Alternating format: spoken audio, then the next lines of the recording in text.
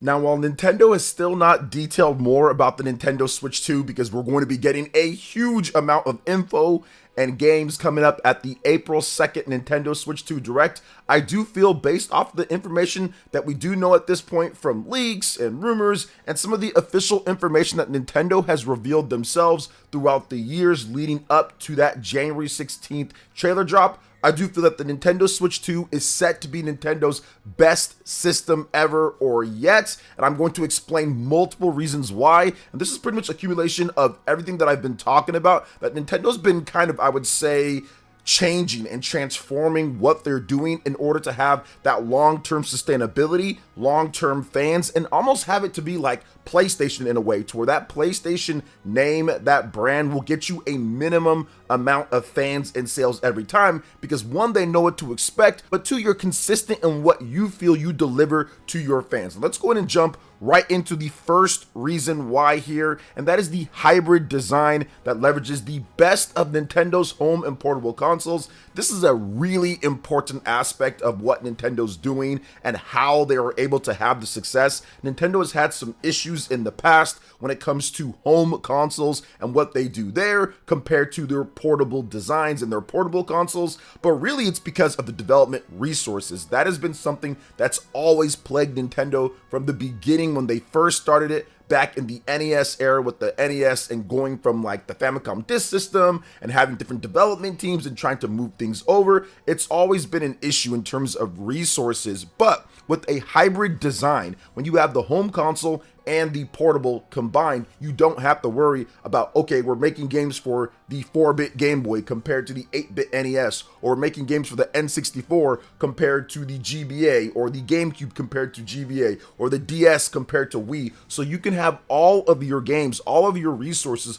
put into one platform. And as games get more complex and things just get bigger when it comes to development budgets and all that, this is honestly the best way in order for Nintendo to go forward in the future. And that hybrid design pretty much gives the best of both worlds. If you're a home console fan, you can still have a controller, dock the system, and play just like a previous Nintendo home console. But if you're a portable fan, you still get your portable system, which people don't like to talk about this, but over the years, there have been people who simply just buy Nintendo's portables and don't buy their home consoles. Well, now that option is removed. You get their home console and you get their portable all in one, and a lot of the games are designed to take advantage of the portable elements in addition to being home console games that you can play for hours on end. Super Mario Odyssey, for example, was designed that way. 999 moons, obviously a lot, but also moons that you can get really quickly. So if you're out on the go, you can get some satisfaction in getting a moon here or there in a short amount of time, but also have that time to go through all those different moons if you're playing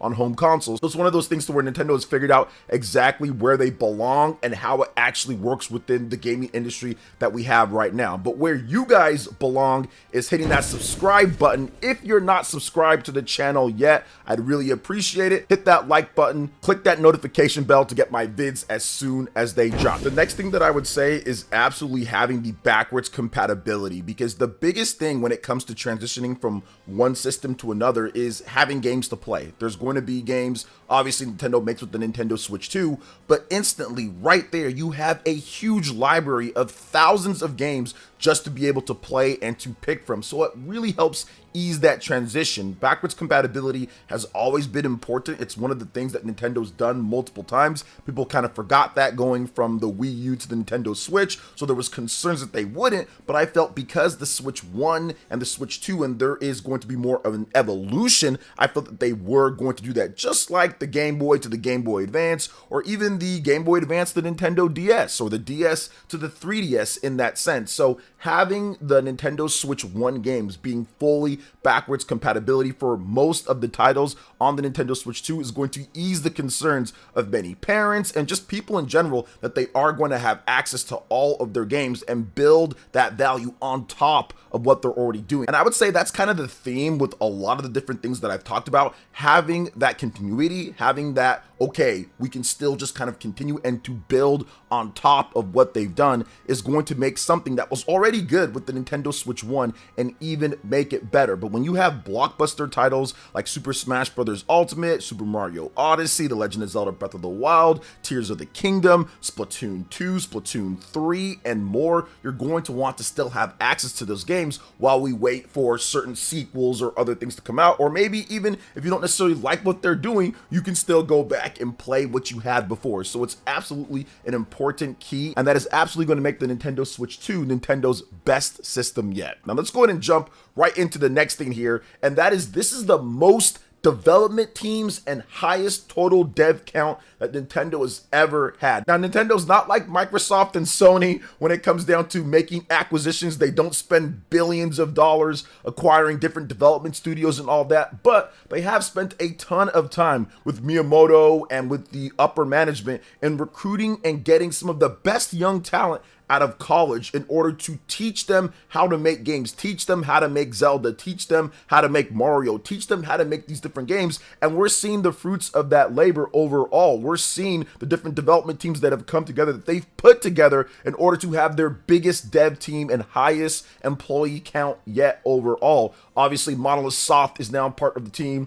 You have Next Level Games, they are part. They got Retro Studios decades ago. So they've put together their best ensemble when it comes to the development teams that they've ever had heading into a new generation. And we talked about how the resources have been an issue for a while. So in order to make sure that you have enough games, especially when you can't 100% rely on third party to be there like Nintendo over the years, it's making sure that you have the best first party, you have the most development teams that know how to make the type of games that sell systems. Not just having people just to have people, but actually training them to make what you like to make. Nintendo also bought Shiver as well. They're a pretty talented port studio that did a lot of the big ports, the impossible ports like Mortal Kombat and other type of games on the Nintendo Switch 1. So they are now a part of Nintendo, and I think that's going to be huge, especially for support with third party and also supporting if they need help when it comes to design or development or porting when it comes to bigger titles. I think having Shiver is going to be huge for Nintendo heading into this new generation. So having the amount of development teams that they have and their highest total dev count ever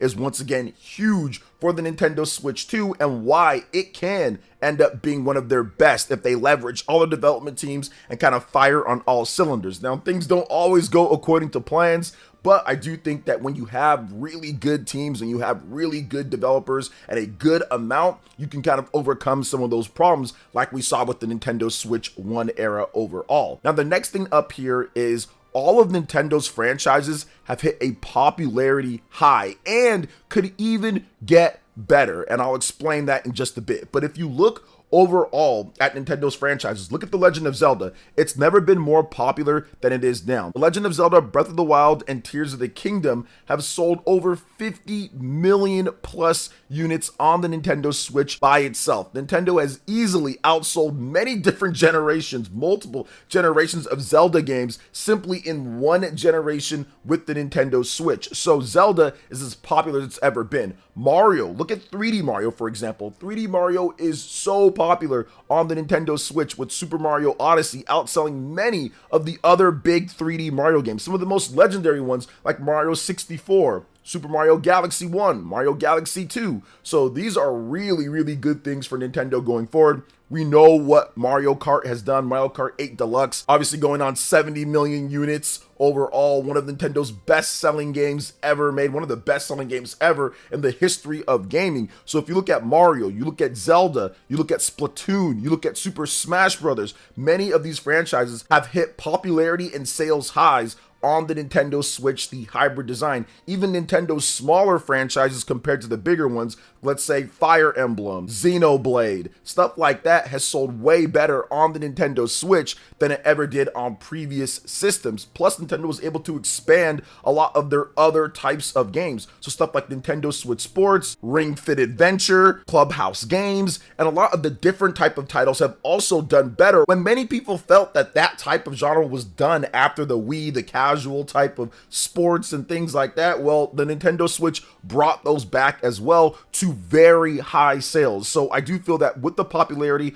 of all these franchises and having that go forward, I think that it can even get better. And I want to explain that because many of these franchises were hit with a little bit of limitations based off the Nintendo Switch 1 hardware. Now you have much better hardware here, and you have these franchises that are already super successful and popular. The best that they've done from Switch 1 to Switch 2, that brand familiarity will carry over, and as long as Nintendo can take advantage and leverage this new hardware, I think that they can get even better. So stuff like Fire Emblem and Xenoblade absolutely can run, look better, and even do more with this new hardware, along with a lot of other Nintendo franchises. But I do feel that this system will be able to boost that did have some development problems or frame rate or certain issues that could be even better going forward on the Nintendo Switch 2. Next up is the continuation of Switch 1, so they don't have to completely start over with the OS, online, etc. And this might be one of the more important things on this list, because one of the biggest problems that Nintendo has dealt with over the years is completely starting over with every single home console, every single system. And this is something that I talked about with the continuation of the hybrid, combining it, making things more, I would say, flexible and fluid, going from one generation to another. Nintendo's always had to say, okay, we're completely scrapping this system and then we're starting over. We got a new OS, we've got a new online system, we've got new IDs, we've got new identifications, we got completely different development. Like, everything's always been, let's just go ahead and upend the tea table from one system to another. Even from the Wii to the Wii U, there were so many things going from SD to HD that broke the continuity of the Nintendo Wii. They had the Wii U gamepad that was completely different from what they were doing before, and I think that in that sense you can definitely lose a lot of fans or people that liked what you did before. So it kind of ties back to how Sony kind of has that base system of what they do, and people can go to them for that in terms of the PS1, PS2, PS3, PS4. But I think that with Nintendo, this is the first time that they truly have that continuity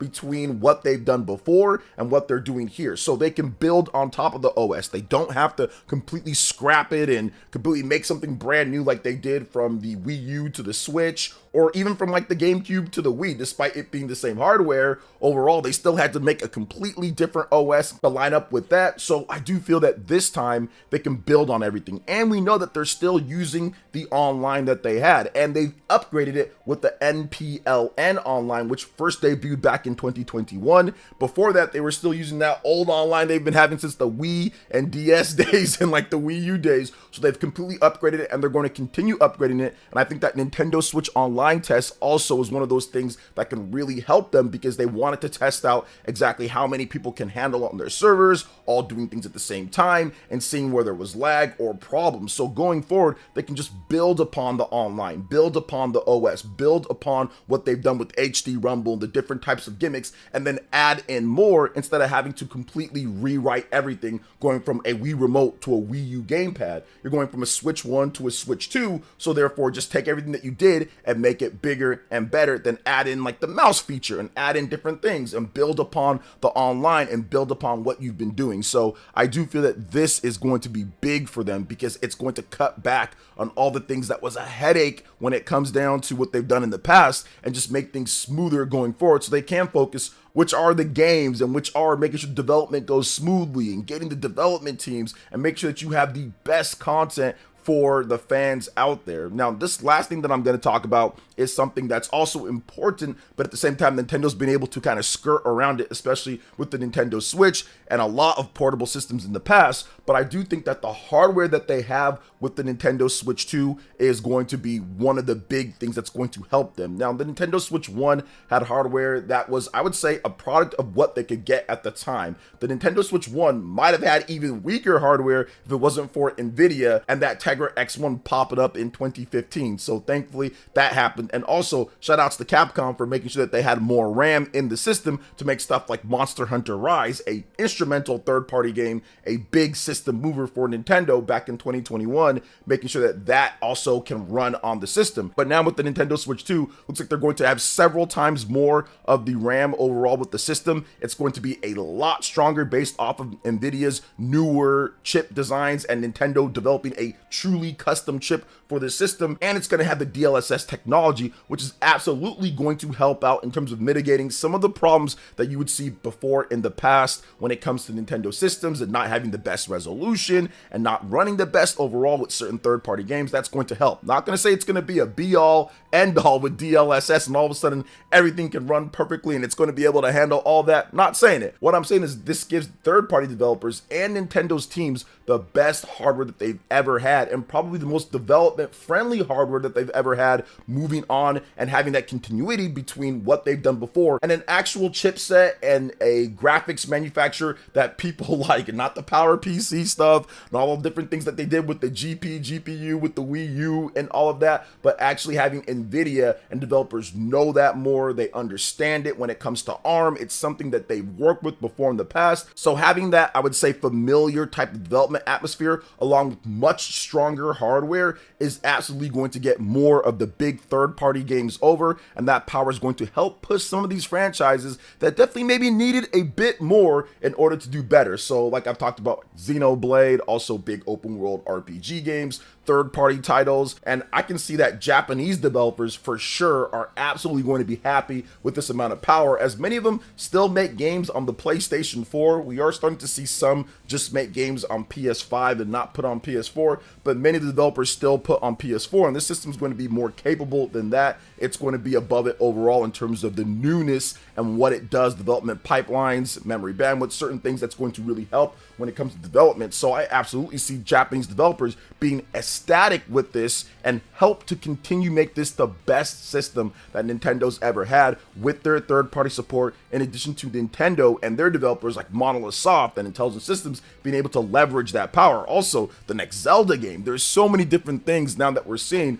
with the system being several times better than what the Nintendo Switch 1 is. There's going to be so many games that can take advantage of that and look so much better when it comes down to it. So I do feel that this is going to be something very interesting when it comes down to the hardware, but these are all the reasons why I feel that this is going to be Nintendo's best system yet overall. I would also add in, as a little bit of a side note, that the Nintendo Switch Directs, Nintendo has mastered that direct formula, and that pretty much, I would say, really got into groove in the Switch era. They had Directs in the Wii U era, but they were still testing out things and figuring out what to do. But in the Switch era, Nintendo really, I would say, hit their stride with Directs once they dropped the Nintendo 3DS, and they didn't have to worry about that system, and they can focus solely on one system with all the development resources and with all of their time. And that's when Nintendo Switch, when it comes to the Directs, really took off in like 2018/2019 overall, and now they've perfected it, and now they're heading into the generation perfecting exactly what they need to do with Nintendo Directs with one system. They don't have another system that's kind of bogging them down at the beginning like the 3DS was, so now it's going to be all focused going forward. Now, I still think that there might be some Nintendo Switch 1 stuff, but anything that's coming out for the Nintendo Switch 1 is definitely going to be back burner, and once again, backwards compatibility. Unlike the Nintendo 3DS, you cannot play it on the Switch, so there was a problem there. But with this, anything that's coming out, it's going to be for that one system. You can play it on that system going forward if you have a Nintendo Switch 2, of course. So I do feel that the Nintendo Directs being focused and then being able to perfect that formula is absolutely going to contribute to the Nintendo Switch 2 being their best system yet. But what do you guys think overall with this? Let me know in the comment section below. All right, guys, that wraps it up for this video here. Thank you so much for watching. I do appreciate it. Please make sure you hit that like button, subscribe if you're someone new, click that notification bell, and check out our other Nintendo Switch RPG content and more right here on screen. Thank you for watching, and we'll catch you guys for the next one. Peace.